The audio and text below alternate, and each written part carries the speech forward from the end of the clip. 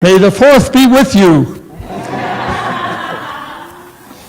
Welcome to the Ronald Reagan Presidential Library for this beautiful day. Some very special things going on today. The first one will be our first speaker.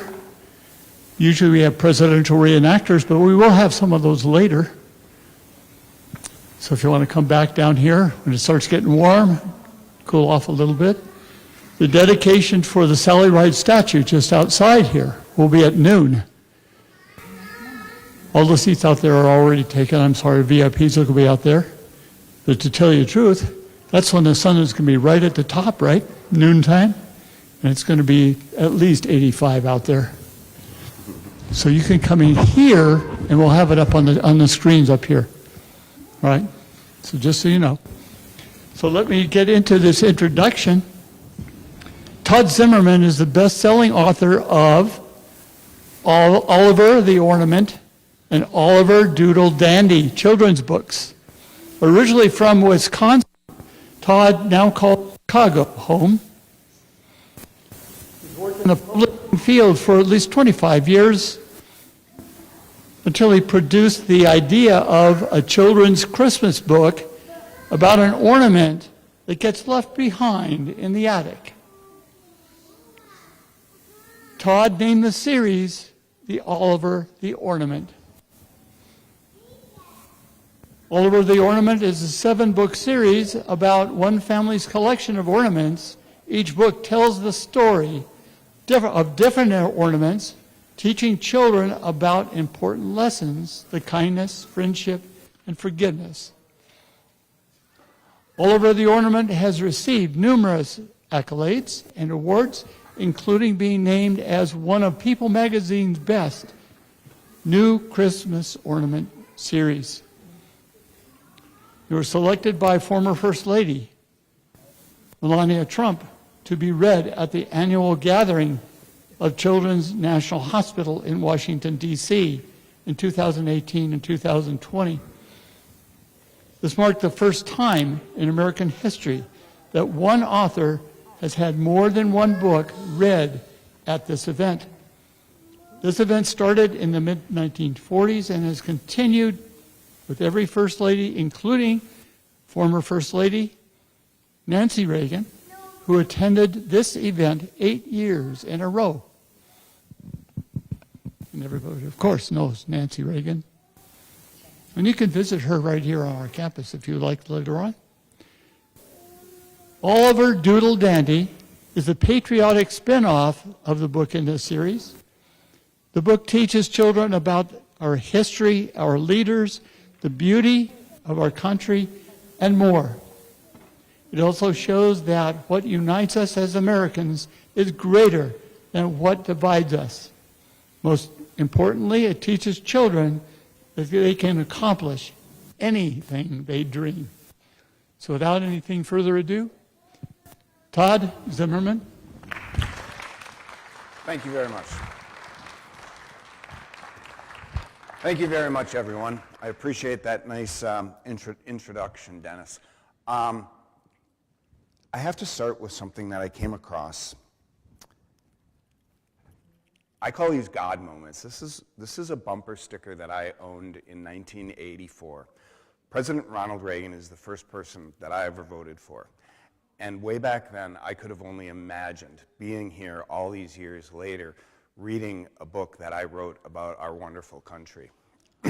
Sorry if I get emotional. But you know, when you think about it, I probably shouldn't be surprised. And I probably shouldn't be surprised that what happened with former First Lady Melania Trump happened, because these things can happen in America. And to all the kids in the room today, I want you to, if you hear one thing, I want you to hear that you can accomplish anything that you possibly dream. We could be sitting next to a future president of the United States in this very room.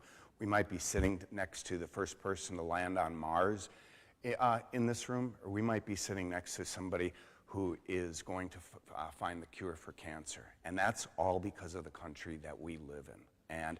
And amen is right. And so, without further ado from me, I would like to introduce all of you to Oliver Doodle Dandy. So you can follow along with the illustrations on the book. So if we've got the book, I'll share with you right now. And before I talk about this, I'd like everybody to give a nice round of applause to our Vietnam vet and our Korean vet right here. My family, I'm humbled by being part of just an amazing family that served our country. This book is dedicated to all my family who have served our nation, dating back to my grandfather who fought in World War II, my father in the Korean War, my uncles, my aunt who was one of the first female military members in World War II, to my nephew today who's serving. So this book is dedicated to all of my family who served in the military and as first responders. And so God bless all of our military and first responders. And now I'd like to get into Oliver Doodle Dandy. School had ended weeks ago, and now the family was busy getting ready for their annual 4th of July picnic. Mom and Dad were busy decorating, while Henry and Holly were busy on their devices. Will you please go up to the attic and get our flags? Mom asked Henry and Holly. Henry and Holly were so involved with their devices, they didn't hear Mom's request, and so she asked them again. Will you please go to the attic and get our flags? This time, Henry answered, in a minute, Mom. Meanwhile, the Nelson Ornaments were preparing their own celebration. Even though Christmas was their favorite holiday, the 4th of July was really special to them too. Each of them was getting ready for their celebration in their own way. Edsel hung a big American flag from his ladder. Teddy and Buck put on their patriotic bow ties. Belle dressed up as the Statue of Liberty, but Oliver was nowhere to be found. Oliver, where are you? Hollered Belle. Oliver, you're going to miss our practice, warned Abby. Then, from the back of the attic, out marched Oliver, dressed from head to toe, just like Uncle Sam. You've outdone yourself this year, Oliver, said Marley and Joan, who had also gotten in the spirit with their own colorful outfits.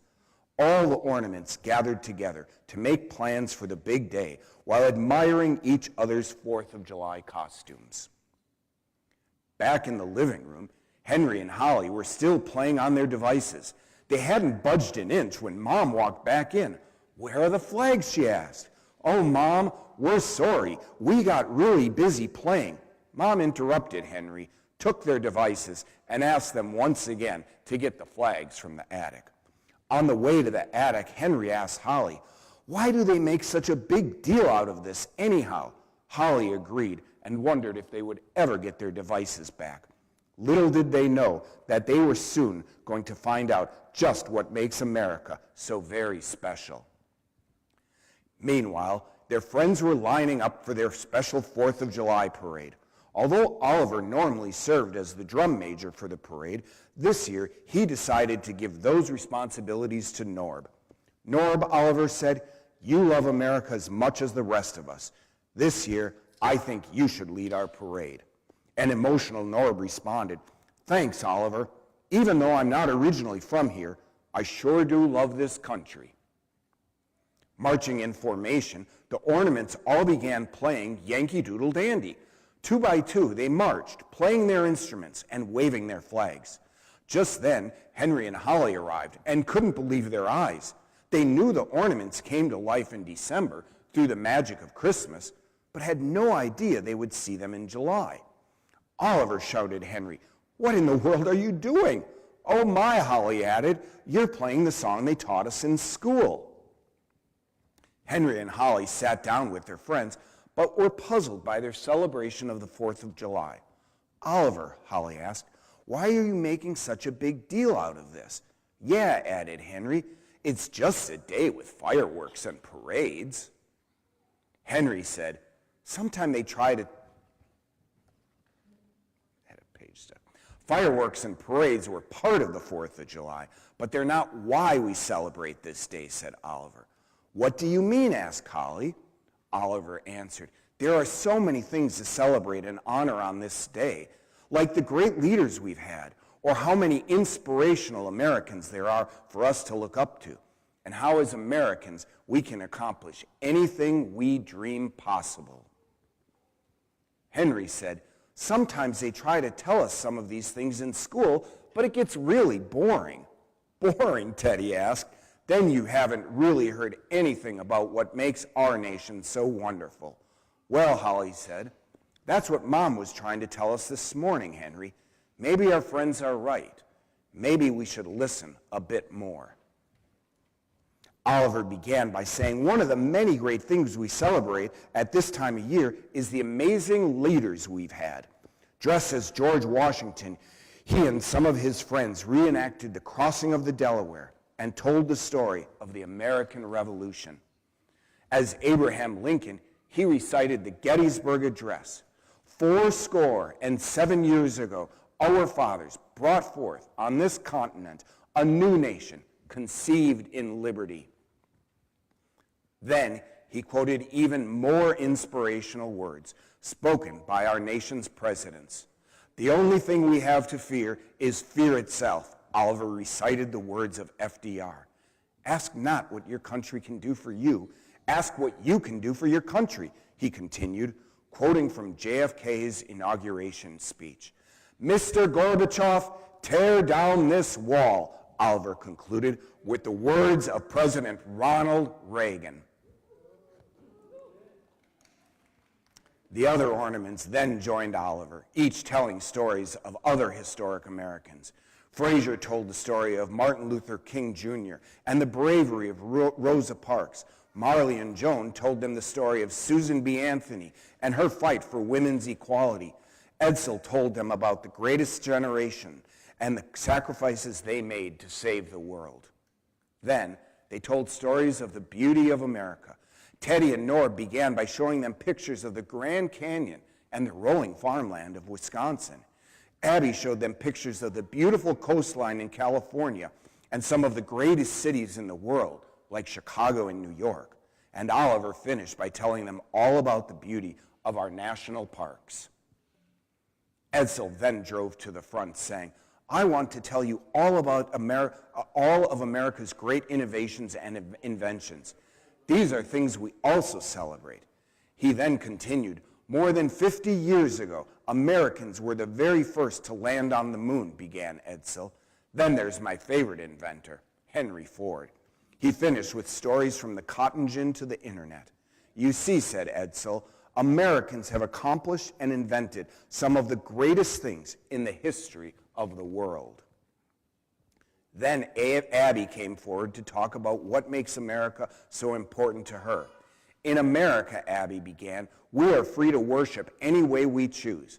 We can assemble anywhere we want. We can believe anything we choose. And we have the freedom to express our own opinions. No other country has given so many rights to their people than America," Abby concluded.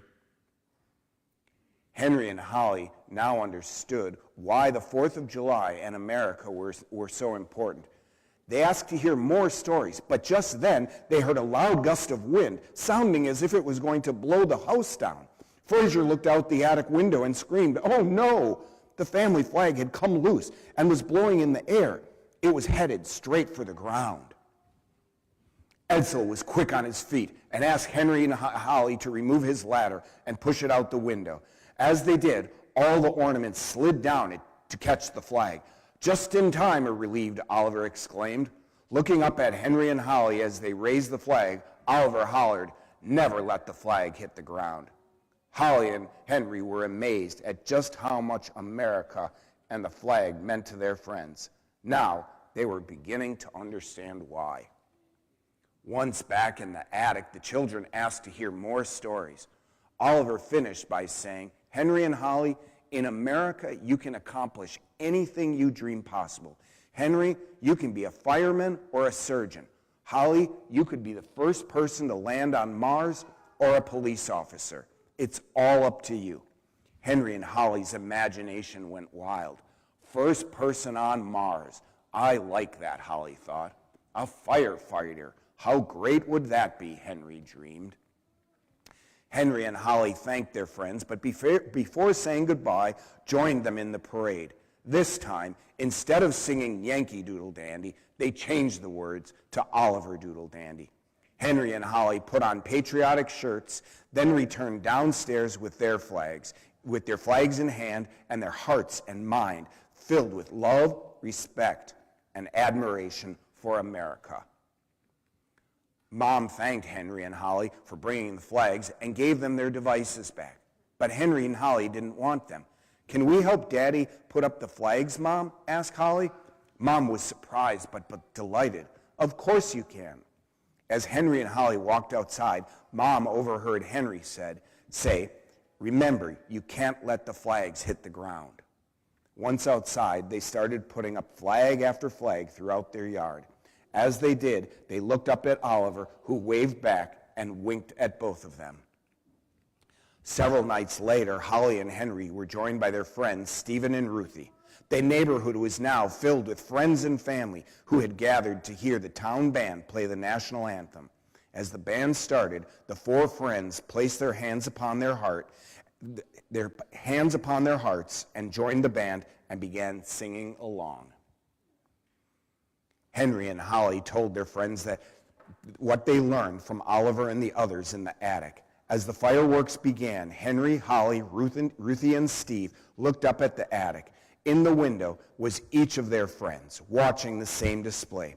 The children now realized what made this day so special, and were eager to learn even more about the United States of America. Several weeks later,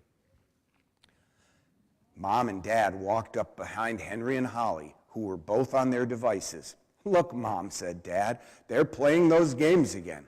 Much to their surprise, they saw that Holly was reading all about Mars, while Henry was reading a story about Henry Ford. Said Mom, "I wonder what's gotten into them." The end.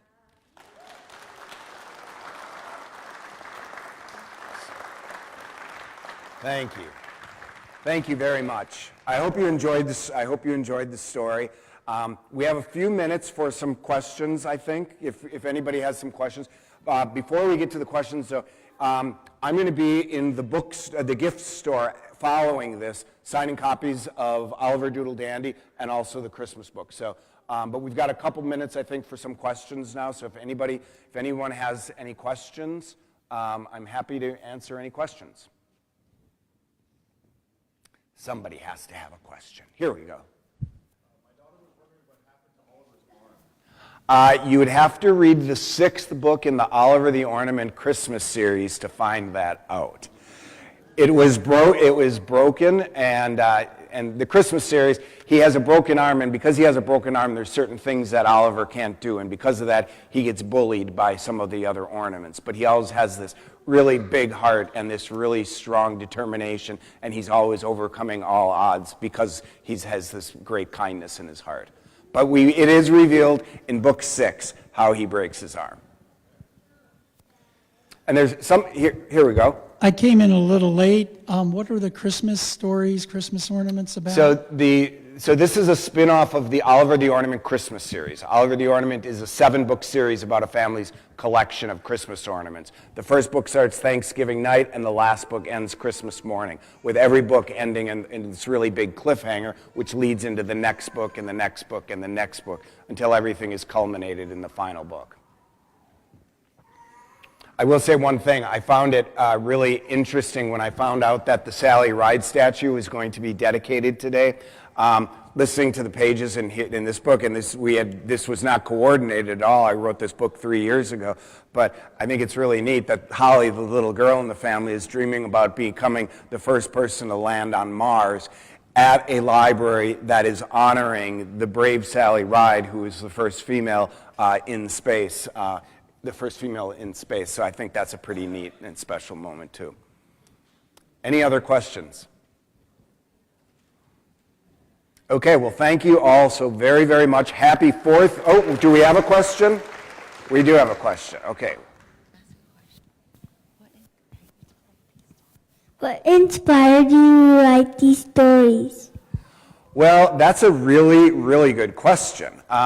So I was decorating a Christmas tree, and I was hanging the last ornament on the tree, and somebody said to me, you don't have to hang all 200 ornaments on, or there's 200 ornaments. I'm literally hanging the last one.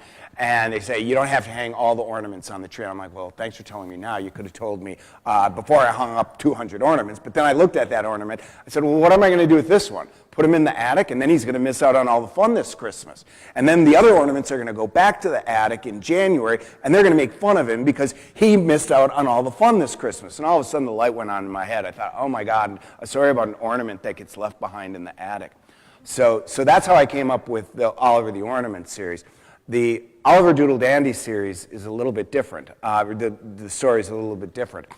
After I released the Christmas books, I started receiving emails and comments on Facebook from teachers and parents and grandparents that they love the lessons that we're teaching in the books, but they wish there was a book that we could have that was year-round or that the kids could read throughout the year. And I just thought, well, how would I do that? You know, this is Oliver, this is their Christmas stories. How can I possibly do this? And then, you know, we'll be doing a Betsy Ross impersonation, reenactment here later today. And Betsy Ross had something to do with this. So you may recall a number of years ago, Nike was going to release the Betsy Ross gym shoes. And there was some uproar about Betsy Ross and things about Betsy Ross. And Nike decided to pull the Betsy Ross tennis shoes from the shelves of stores. Over a million pairs of Nike tennis shoes ended up in a landfill because people were saying certain things about Betsy Ross. And I thought kids need an alternative. Kids need, this is not right. We can't use today's standards to judge yesterday's behavior. And you know, and it was just maddening. It was absolutely maddening for me. And I went downstairs in my basement and I got all the flags out because I put lots of flags up in our front yard for the 4th of July. And I glance over and I see my ornament boxes, and there the idea came to me. I'm like, what if all these characters came to life and taught the children all of the great things about our country? And you know, and so that's how I came up with what inspired me for Oliver Doodle Dandy. So, okay, so. Todd, thank you very much. We all learned a lot.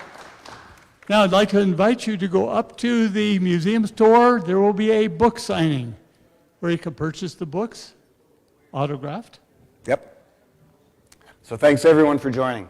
Just upstairs there, folks. And happy 4th of July, everyone.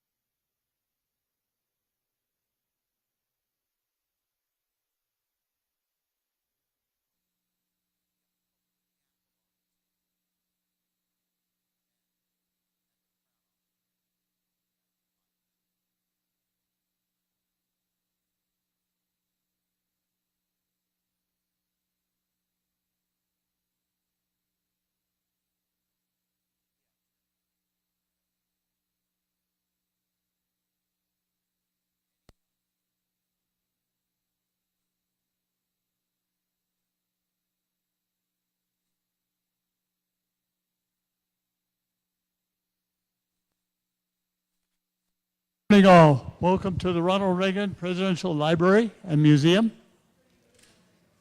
Now my mic's working. Best seats of Oaks are up here in the front. Come on up. Lots of seats up here for you. You're not going to call on this, are you?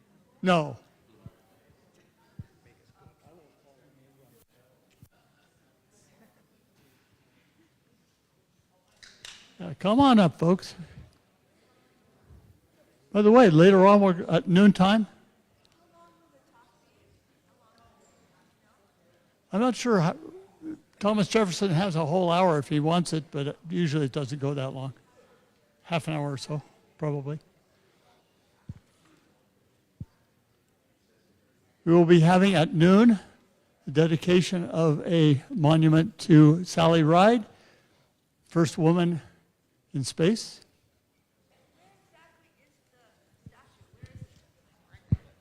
Just outside the window right now, it's covered up with a black cloth. Now, all the seats out there, by the way, have been assigned to VIPs. Now, remember, it's going to be at noontime. Is it going to be hot outside? If you want to see that presentation, you're welcome to come back here to the PLC. We will have it up on the screens up here behind me. So.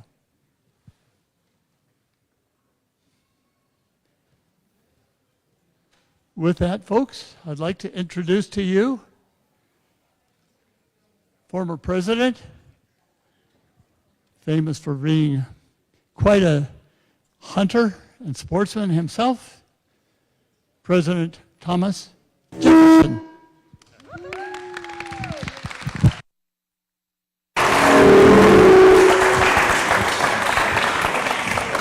Well, thank you very much. It is a great honor to have you here at my home of Monticello, here in the hills of Western Virginia, where I've spent so much of my past 83 years. And I am now in the twilight of my life, and I plan to spend my final days here. And when I am finally called by my Maker, I plan to be buried here in the soil of my native state of Virginia. Why, I have even designed a tombstone that I want to be placed on my final resting place. And I want the tombstone to be inscribed with these words: "Here lies Thomas Jefferson, founder of and president of the University of Virginia, author of Virginia's Declaration on Religious Freedom, and author of the Declaration of Independence of the United States." I consider those to be my three greatest achievements. Oh yes, I realize most of you remember me and know me as the third President of the United States, second Vice President of the United States, first Secretary of State of the United States, Minister to France, Governor of Virginia, member of the Continental Congress, and member of Virginia's House of Burgesses. And while I'm known to many of you as a statesman, politician, and public figure, I also consider myself to be a philosopher, author, man of letters, as well as a statesman, also a farmer, architect, scientist, and inventor. Why, my very home of Monticello, where we are located today, was actually built according to my design. Ah, yes, here are some of the actual drawings that I used in the design and in the construction of my home. And I spent the last 60 years designing as well as redesigning and rebuilding this home to my specifications. And I had my home facing west to bring in the maximum extent of the sun's rays to illuminate and light up my home.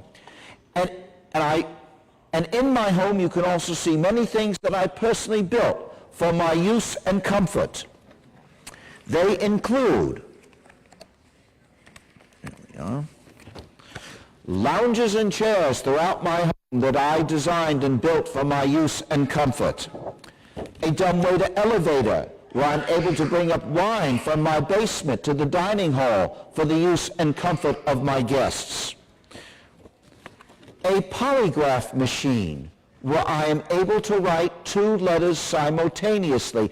I believe some of you would refer to that today as a copying machine. A clock which tells not just the minute and hour of the day, but the very day of the week. Now, in order to tell all 7 days of the week properly, I had a chain on each side of the clock, each one with 7 cannonballs, each representing a day of the week, and they would appropriately lower itself for that day of the week. The problem was we had to make a hole in the floor of my home in order to tell all 7 days of the week properly. And of course, I will never forget the day that I arrived here. It was a snowy and blizzardy New Year's Day of January 1st, 1772, that I arrived here with my young bride. She was a lovely young widow by the name of Martha Wales Skelton, and we were to spend 10 wonderful and blissful years of marriage together. Excuse me, I am sorry, I cannot help it when I think about my dearest Patty. And I think of all those pregnancies, births, and miscarriages that she suffered through, and how after the birth of our last child, she never recovered. And as she lay there dying, I held her hand, and I swore to her that if she left me, I would never marry again. And it has been more than 40 years since she has left this life, and I have kept that promise, and I have never married again. As for the remainder of our family, we had a son who died in infancy, whom we never named, a daughter Lucy, who died in childhood. My daughter Molly died in childbirth during my presidency, and the only one of any of my children who has survived is my eldest daughter Martha, my dearest Patsy, who has blessed me with 11 grandchildren who will see to it that the seed of Jefferson continues. As for myself, I was born not far from here on the 13th of April, 1743 at Shadwell. That was the home of my parents, Jane Randolph and Peter Jefferson.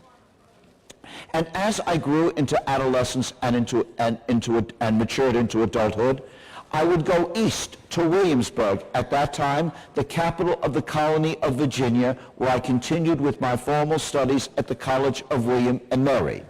It was there I was exposed to many ideas that would not just influence my life, but that of our young nation and the world, the philosophies of Montesquieu, Locke, Rousseau, the discoveries of Sir Isaac Newton, and many others.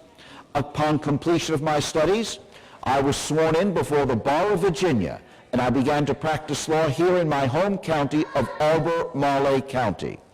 Eventually, I was elected to represent my county in our colonial constituent assembly, the Virginia House of Burgesses. But it was very obvious and clear by the 1770s that the ties between Great Britain, the mother country, and the American colonies were beginning to unravel. A parliament that sat thousands of miles away across the ocean in London, England, a parliament that was elected in England and claimed to represent all Englishmen, began to impose laws upon us controlling our trade and commerce. They began to impose taxes upon us without our consent. As I said, this parliament was elected in England and claimed to represent all Englishmen. Well, were we not Englishmen here in North America? Did we not have the rights of Englishmen? Where were our elected representatives in that parliament? Where was our voice? There was no one there whom we elected or who spoke for or represented any of us. So we protested against these unfair laws and unfair taxes. And I am sure you remember the rallying cry of the colonies. No taxation without representation. We petitioned the king and parliament for redress of our grievances, but our petitions and protests were ignored and rejected by both king and parliament. And then in the spring of 1775, King George and the Parliament sent their army and navy against the good people of Massachusetts. We of the 13 American colonies decided to take action. We met as a Second Continental Congress in Philadelphia, Pennsylvania that spring. I was elected one of several delegates from the colony of Virginia. It was there we voted to raise a Continental Army to resist British aggression. And to lead that new Continental Army, we chose as its commander-in-chief my fellow Virginian, and I'm sure you know who I am talking about. Yes, George Washington is commander-in-chief of our Continental Army. But it was very obvious by 1776 there could be no reconciliation with Great Britain. We could never get together with them again. And then I will never forget that day of June of 1776 when my fellow Virginian, Richard Henry Lee, offered the following resolution: that these united colonies ought to declare themselves to be free and independent states, and that we are to absolve ourselves from all ties from Great Britain and the British Empire. A committee was chosen to write such a Declaration of Independence. They included Roger Sherman of Connecticut, Robert Livingston of New York, John Adams of Massachusetts. Oh, I am sure you all recognize his name. My predecessor as president, friend, colleague, and ally in wartime, later peacetime rival and opponent in politics, and now reconciled friend of letters. The other two members of that committee included one man who in 1776 was probably the most prominent and respected American in the world. He was a printer, a publisher, an author, philosopher, scientist, inventor, and statesman. I'm sure you all know whom I am talking about. Yes, Dr. Benjamin Franklin of Philadelphia, Pennsylvania. Oh, and the final member of that committee included yours truly, Thomas Jefferson of Virginia. But when it came to the task of writing such a declaration, it was quite obvious it was going to fall upon the shoulders of Dr. Franklin, Mr. Adams, and myself. And I recall we approached Dr. Franklin and we said, "Sir, you must write this declaration, for you are the oldest and wisest among us." Dr. Franklin declined. Do you know why? He was afraid he might insert a joke into the declaration. And then I approached Mr. Adams. I said, "Sir, you must write this declaration, for you have been most vocal and outspoken on behalf of independence. You ought to write this declaration." And then Mr. Adams said to me, "No, Mr. Jefferson, you must write it for 3 reasons. Reason number 1, I'm a Massachusetts man, you are a Virginian, and a Southerner should be at the head of this business. Reason number 2, I am suspected obnoxious and unpopular.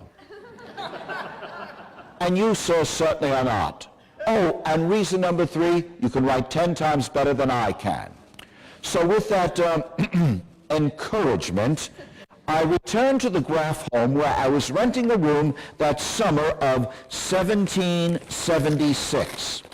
And I would spend the next 3 weeks of June and July of that summer writing what I wanted to be was a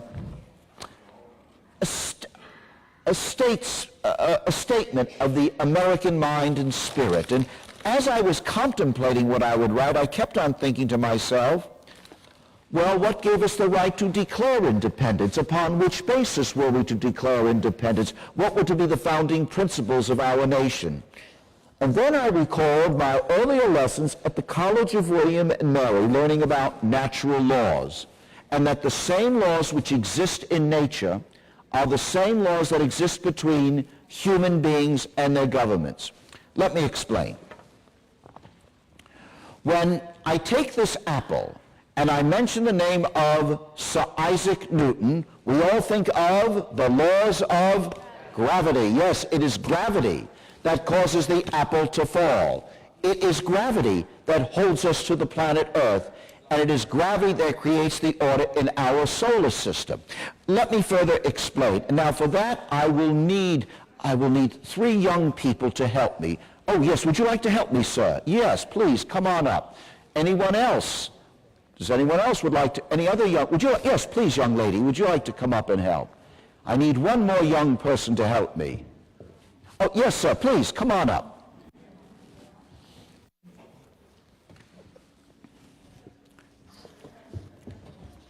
Okay, please hold that. Yeah, just hold it like that. Yeah, just hold that. Yeah, hold this, please.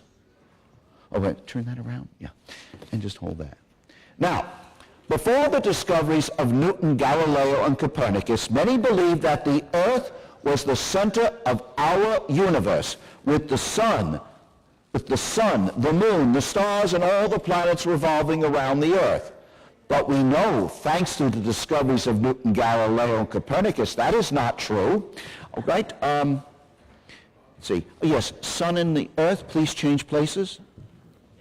It is the sun that is the center of our solar system, with the Earth revolving around the sun every 365 days, as do the other known planets of the sun. Oh, Mr. Moon, let's step right over here right over on the other side of the Earth.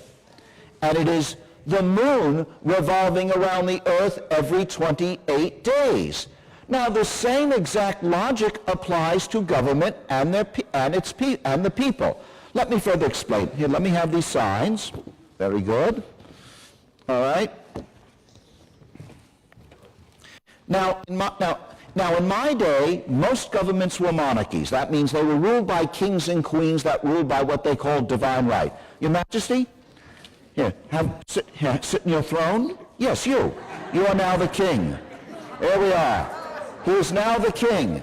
Now, as I said, in my day, most governments were monarchies, ruled by kings and queens, ruled by what they called divine right. And the role of we the people were to serve the king. On your knees before the king. But ladies and gentlemen, why do we organize governments? Do we organize governments to serve his or her majesty, serve the king or queen? No. We do it for the opposite reasons. Your Majesty, you bow before the people. Go on, get on. Go on. Get on your knees. I'll put the crown on. There we are. Yeah. The reason we organize governments, this is why we have governments. We organize governments to serve the people. That is why, not to serve his or her majesty, but to have the government serve the people. That is the purpose of government. All right, thank you very much. Thank you very much. Thank you. That is what I wanted to express in the Declaration of Independence.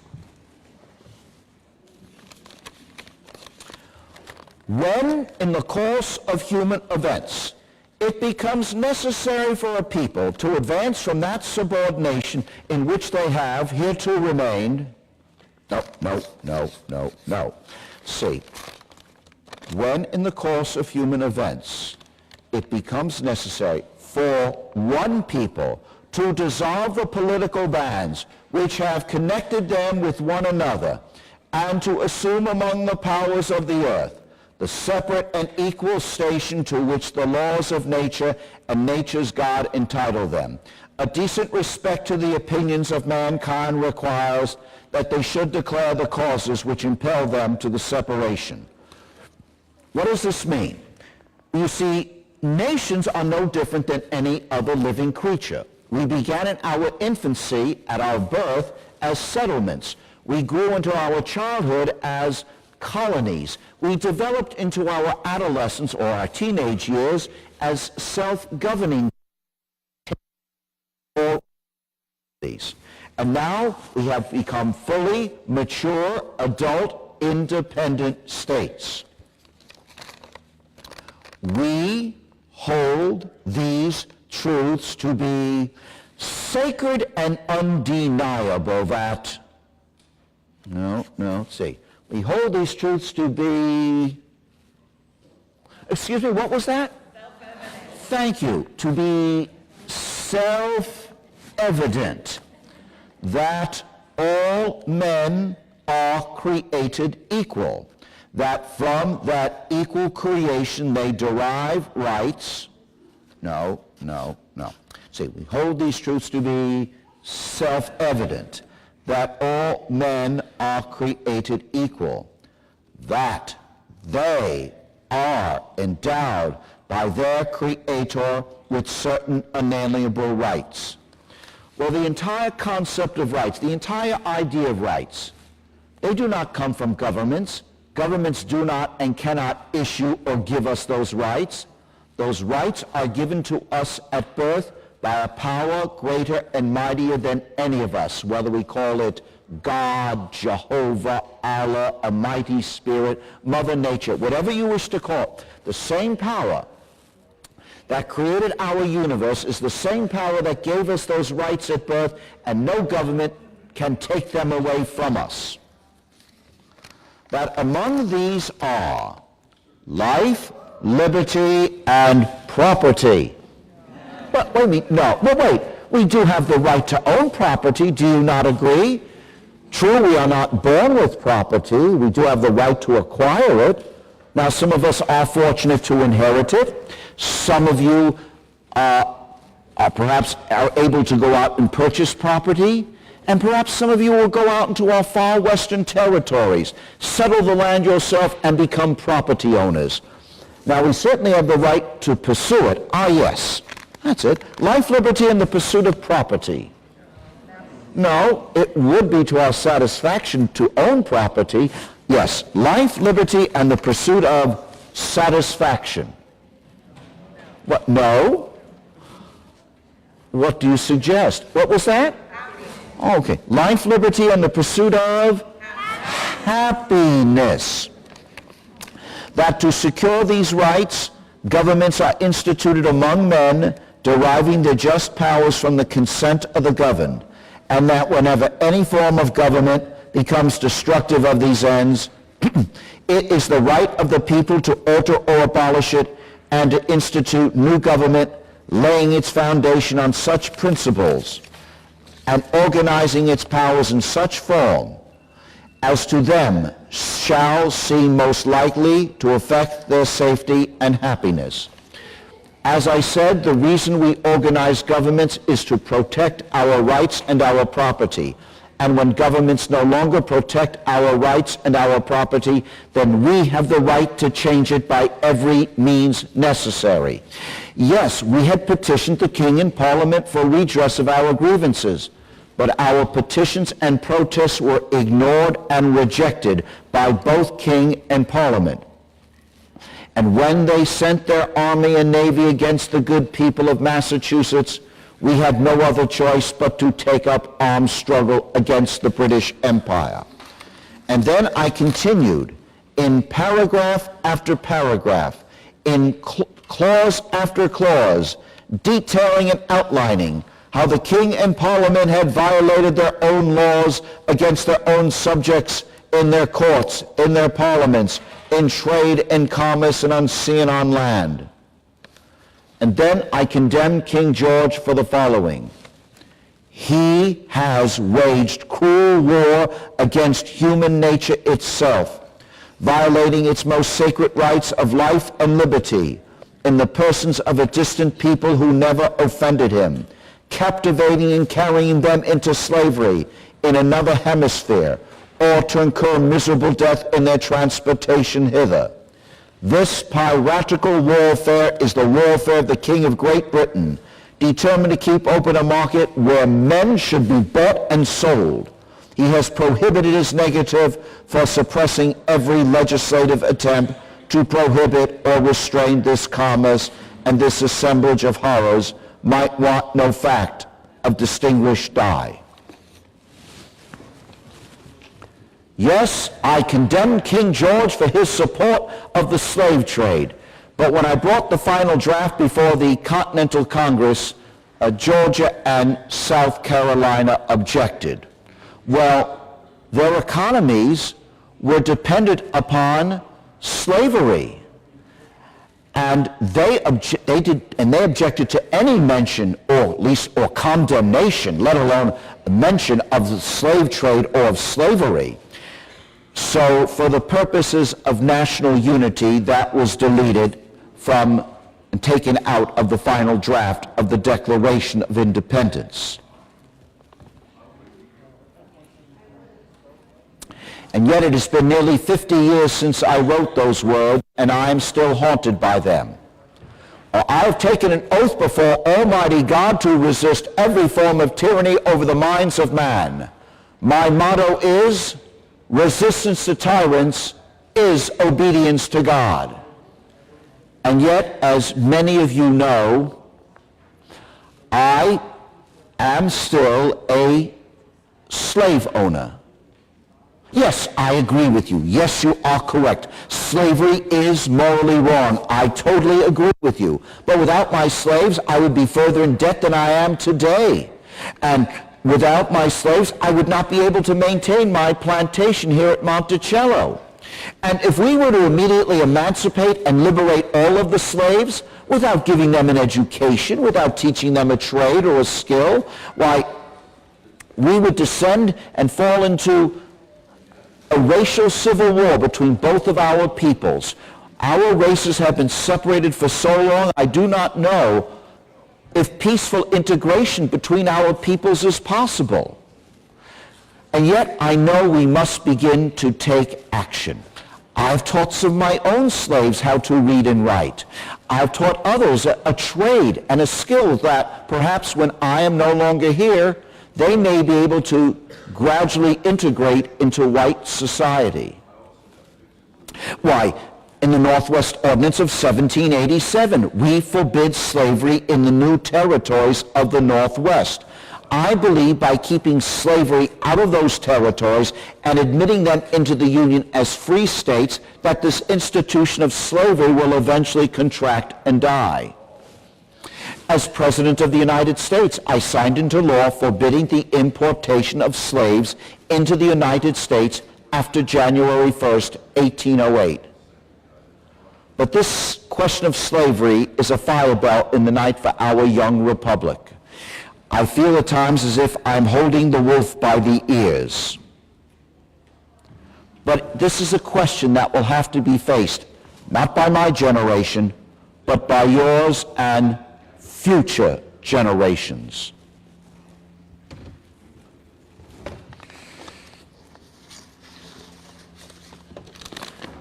And then I concluded in the declaration, we, therefore, the representatives of the United States of America, in General Congress assembled, appealing to the Supreme Judge of the world for the rectitude of our intentions, do, in the name and by the authority of the good people of these colonies, solemnly publish and declare that these united colonies are, and of right, ought to be free and independent states.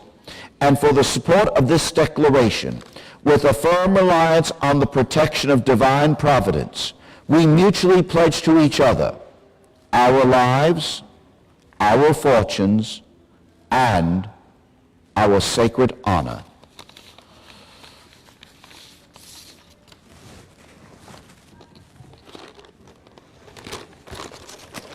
When I brought the Declaration before the Continental Congress, they argued and debated over it for several days, editing, even deleting, much of the hard work and effort that I put into writing this important document.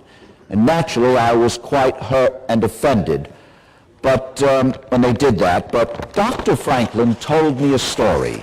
He had said he had learned many years ago never to submit a document for inspection or scrutiny by a public body. He told me a story about a man named John Thompson. Mr. Thompson was a hatter. He had a sign that read, John Thompson, with a picture of a hat. Underneath it said hatter.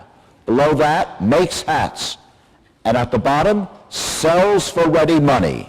Well, people looked at the sign and they said, of course he sells it for ready money. You do not believe he gives it away on credit. That was removed. Makes hats? That was obvious. That was removed. Hatter? Merely redundant, merely repeating itself. That was removed. And all that remained was the name and the picture of the hat. And I never forgot that. But when it came time to sign the Declaration, John Hancock, the President of the Continental Congress, was first to sign. He said he wanted John Bull, the symbol of Great Britain, to be able to read it without his spectacles. But ladies and gentlemen, we were risking everything. Not merely our homes, our property, and our wealth, but our families and our very lives. For if we lost, we would all be hanging at the end of a British noose. But after 6 years of armed struggle and fighting and 2 years of negotiations, we finally won our independence from Great Britain. And now we had the responsibility of governing our new nation. And I was very proud to take an active role in that governing. I was appointed our minister or diplomatic representative to France. I remember when I arrived at the court of King Louis at Versailles to present my credentials, they said to me, "Oh, Monsieur Jefferson, you are here to replace Benjamin Franklin." I said, "No, I am here to succeed him, for no one can replace Benjamin Franklin." In 1789, President Washington nominated me to become the first Secretary of State in his new cabinet. Now, I want you to understand that I strongly supported our new federal Constitution of 1787. I felt that was the best way to preserve our independence and our liberties. But when I entered President Washington's administration, I brought with me my philosophy of government. That is a philosophy based upon a limited national government. Yes, I believe we must have a limited federal government and a smaller federal government in order to protect the rights of the states and the individual.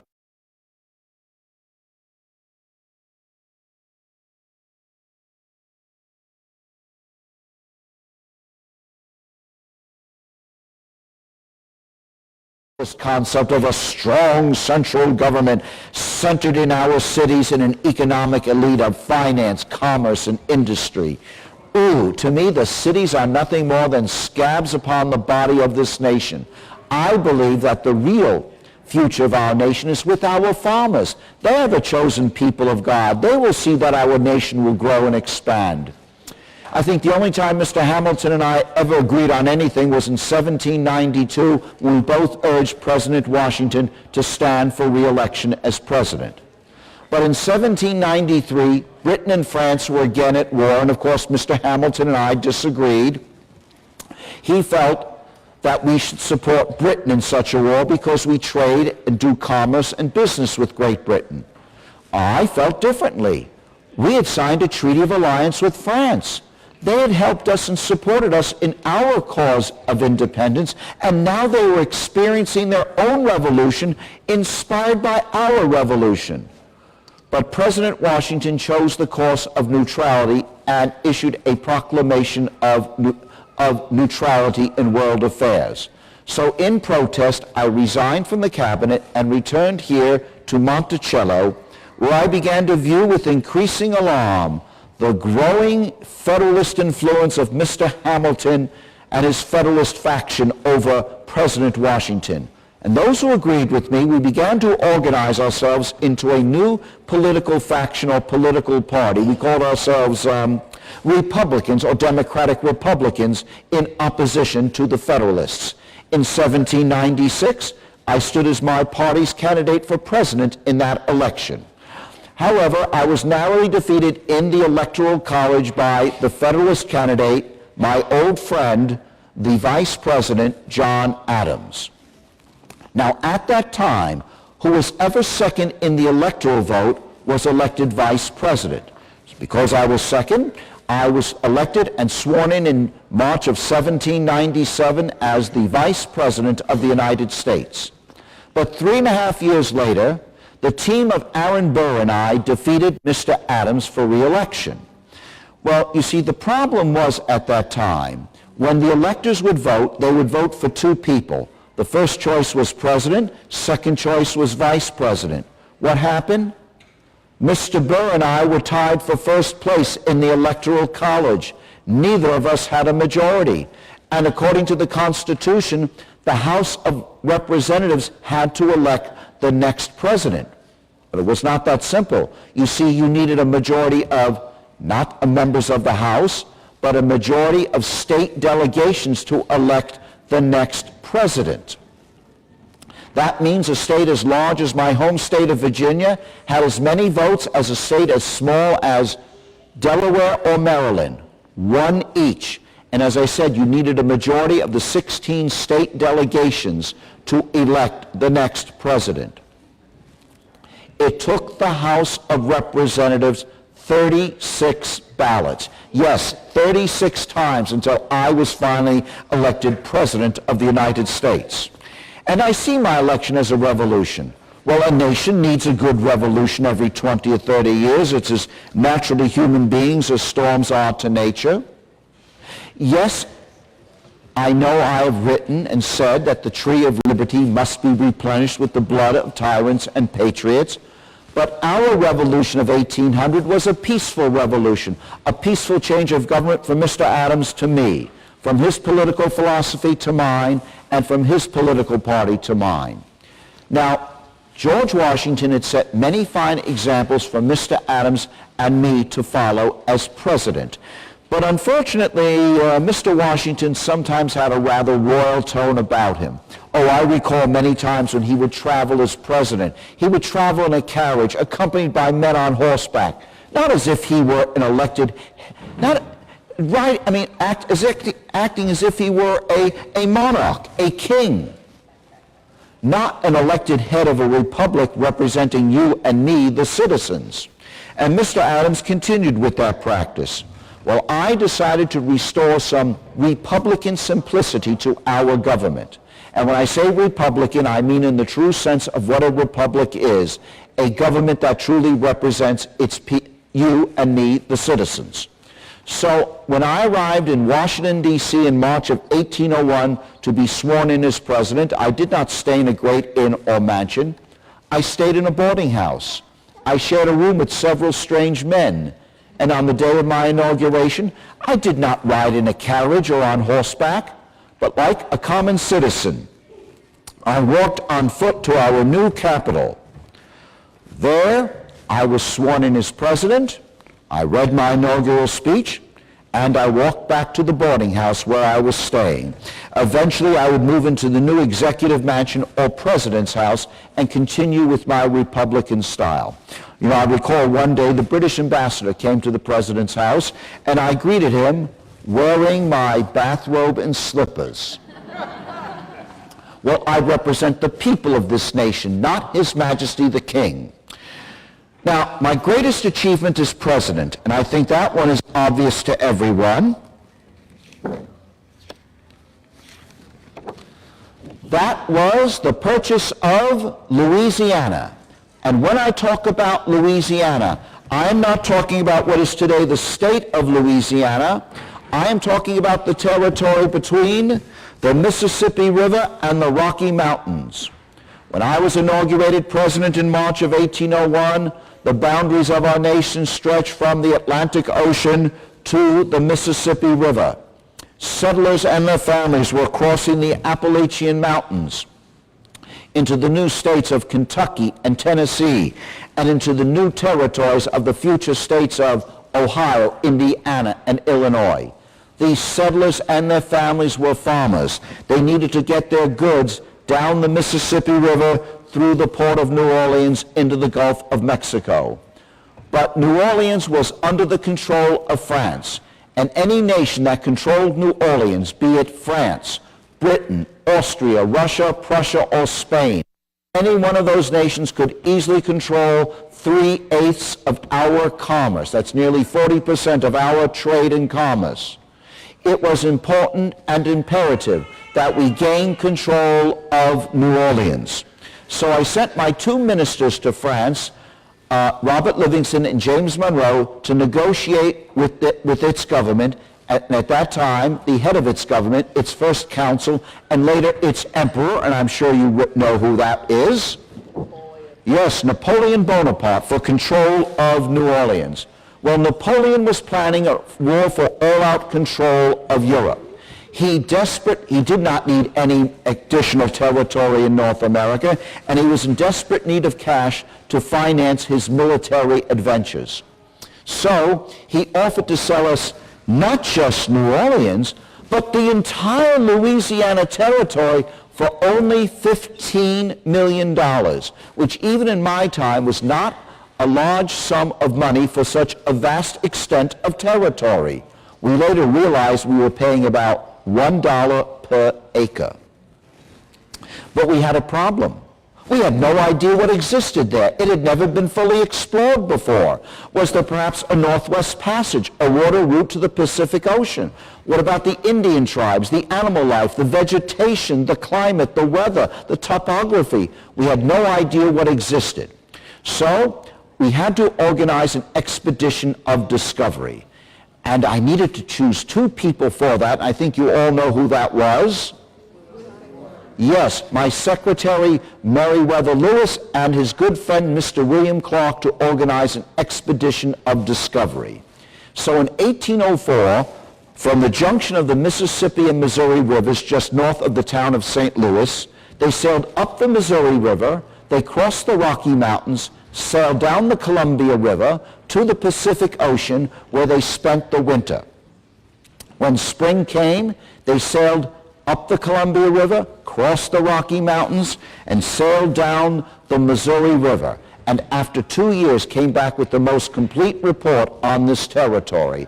And I knew we had made the right decision. No, there was no Northwest Passage or water route to the Pacific Ocean, but their description of this territory convinced me that we had made the right decision, that this territory would satisfy thousands upon thousands of generations of Americans. As I told you, the future of our nation is with our farmers. They will grow and see that our nation will continue to grow and expand. Well, after 2 terms as president, I decided to retire to Monticello. I felt my 8 years as president were nothing more than a splendid misery. But I did have one last project. I became the founder, president, and architect of the University of Virginia, located nearby in Charlottesville. As its architect, I designed the buildings where the students would learn and live. As its president, I designed its curriculum, deciding what the students would learn. Because if we are to be a great nation, we need to train and educate a new generation of leaders. And now it is 1826. And do you realize next July 4th will mark the 50th anniversary of the founding of our nation? And of those 56 of us who signed the Declaration of Independence, only 3 of us remain alive. Mr. Carroll of Maryland, Mr. Adams of Massachusetts, and he is more than 90 years old, and I'm already 83 years old. And I do hope that both Mr. Adams and I will be able to live to next July 4th to see and celebrate the 50th anniversary of our nation. And I do hope I can live to see that day so that I may be able to finally ask, is this the 4th?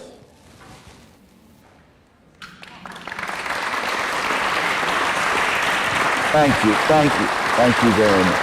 Thank you. Do we have any time for questions or not? Do we have any time for questions or not? Real quick. Okay, we do have some time. Thank you very much for coming to Monticello. We do have a few minutes if you have any questions for me, Mr. Jefferson, about my life, my times, or even my presidency. I will do my best to answer it. Yes, sir. The furthest west you were able to travel. Did you ever visit the Louisiana Territory? Well, I did go across the Appalachian Mountains once, but that was about it.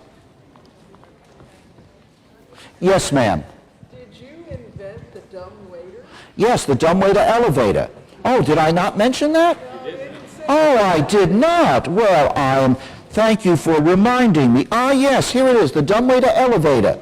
I'm able to bring up wine from my basement to the dining hall for the use and comfort of my guests. Thank you for mentioning that.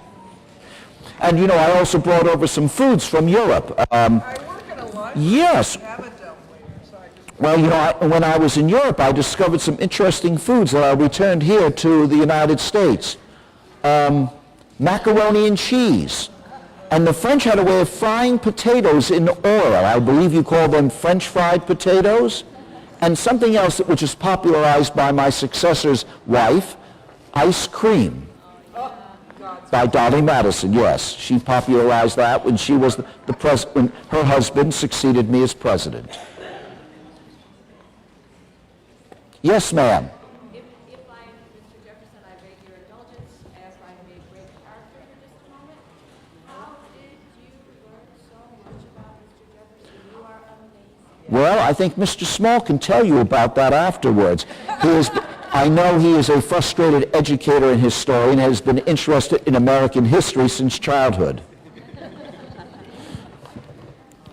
With that, folks, thank you all for coming. We're kind of out of time. I'm sorry you can meet with him after.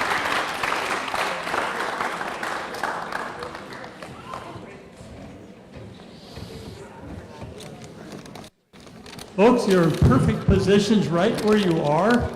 We're going to have the television for the Sally Ride presentation up on our screens.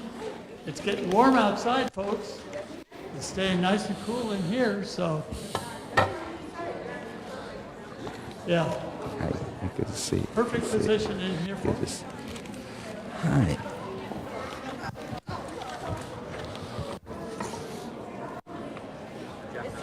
Yes. Breaking character for a Yes, minute. sure. I'm so you- glad you met Mr. Small. Oh, yes, I do too. No, I've been interested in this stuff since I was a child.